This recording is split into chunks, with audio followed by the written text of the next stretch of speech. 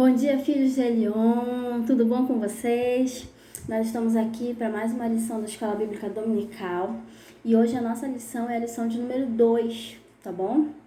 Do dia 12 de abril de 2020 e a nossa lição tem como título Conhecendo Jesus de Nazaré. E o nosso textuário diz: Estes, porém, foram escritos para que creiais que Jesus é o Cristo e o Filho de Deus, e para que, crendo, tenhas vida em seu nome. João 20:31. Na verdade, o Evangelho de João tem uma participação extremamente importante em toda a nossa lição. Se vocês forem olhar a nossa leitura diária, da semana, todas elas são leituras do livro de João. E na minha Bíblia tem uma nota de início no Evangelho de João e ela diz assim, eu achei extremamente significativa para a nossa lição de hoje. Ela diz: o Evangelho de João é diferente dos outros.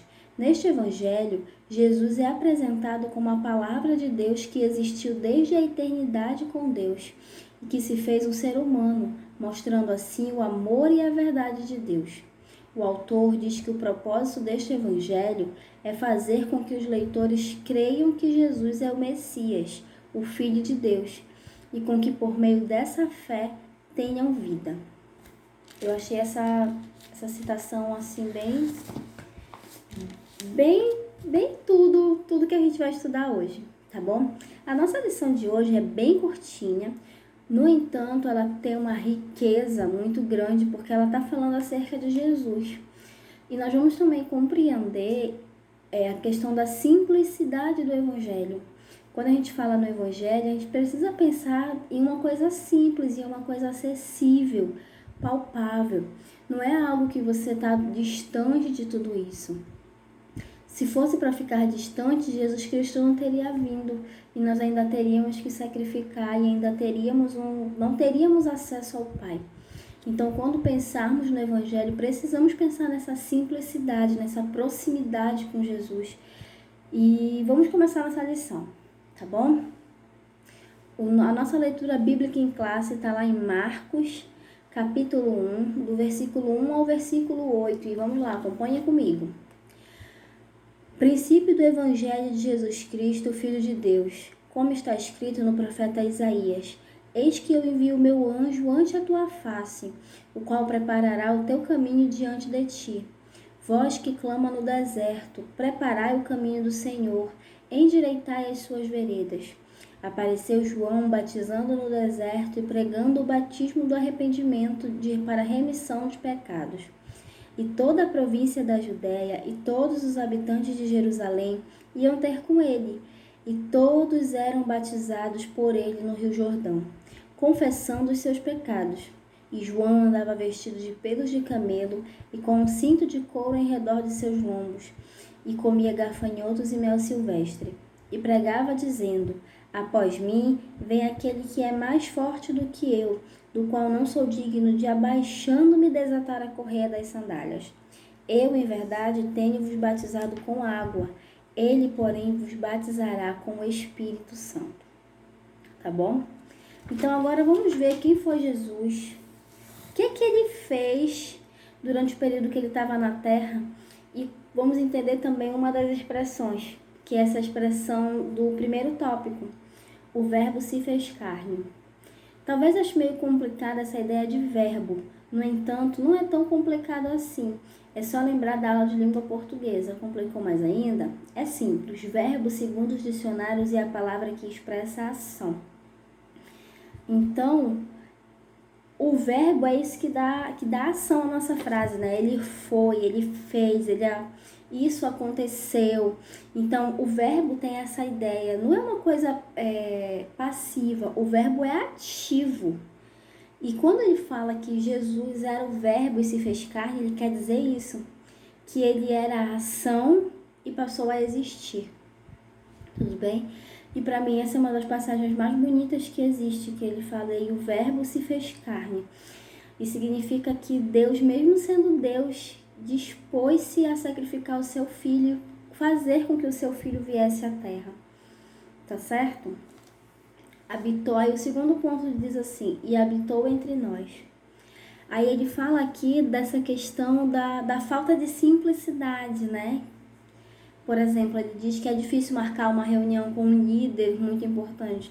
Imagina só a gente tentando marcar uma reunião com a rainha da Inglaterra. Eu não digo nem com os nossos governantes, eu digo com ela porque é um marco mundial, né?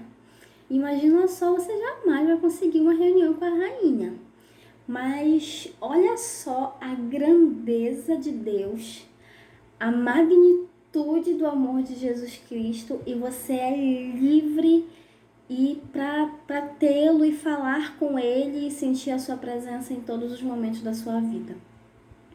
Então é por isso que eu digo que o evangelho é simples, porque você tem acesso a isso todos os dias. E quando a Bíblia diz que ele habitou entre nós, significa que ele foi humilde o suficiente para vir na terra, viver como homem, para nos dar exemplo. A gente não pode perder isso de vista também. Essa do habitou entre nós, a questão do exemplo. Jesus se fez carne, se fez homem, passou por todas as dificuldades que nós temos diariamente e ainda assim manteve-se puro e santo, sem pecados. Então esse é o maior exemplo que nós devemos ter na nossa vida. Tudo bem? Vamos ler o último parágrafo desse ponto 2, tá? Jesus nasceu em Belém. Logo no início de sua infância, precisou fugir com a família para o Egito. Voltou a Nazaré, onde ajudou seu pai, José, no seu trabalho. E a cada dia em orações buscava com intensidade ouvir a voz do Pai Celeste.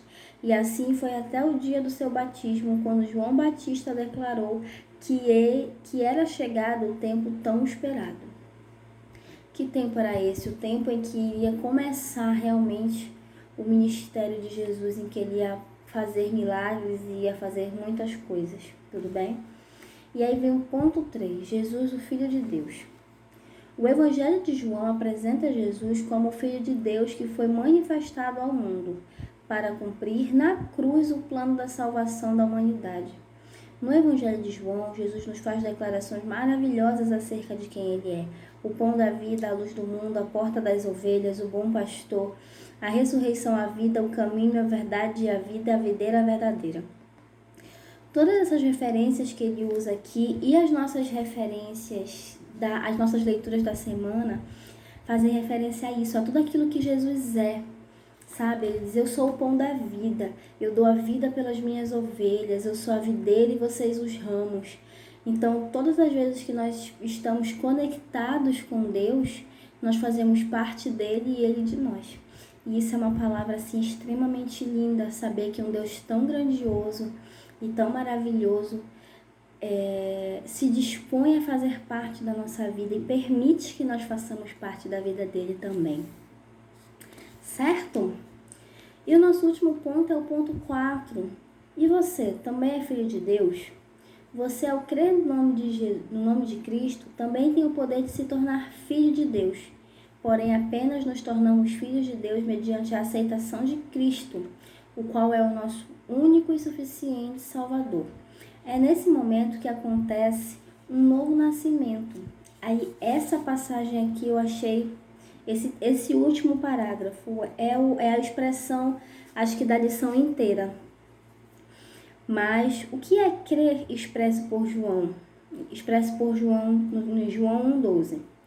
Para o evangelista, o crer é um ato continuado, onde vivemos uma dedicação amorosa e abnegada, que continuamente nos aproxima do nosso Senhor e Salvador. Então, quando ele diz assim, que para o evangelista é um ato continuado, o que acontece? A partir do momento em que aceitamos a Cristo, a gente tem a falsa impressão de que pronto, a partir daquele momento eu aceitei a Cristo, então eu estou com Ele para sempre e eu creio nele. E não é isso que ele diz que o processo de crer é contínuo. É uma vida inteira de negar a si mesmo, uma vida inteira de amor, de compaixão, de bondade, de testemunho, de tudo isso. É uma vida inteira dedicada a Cristo. A partir do momento em que você crê que Ele é o seu Senhor e Salvador. tá bom?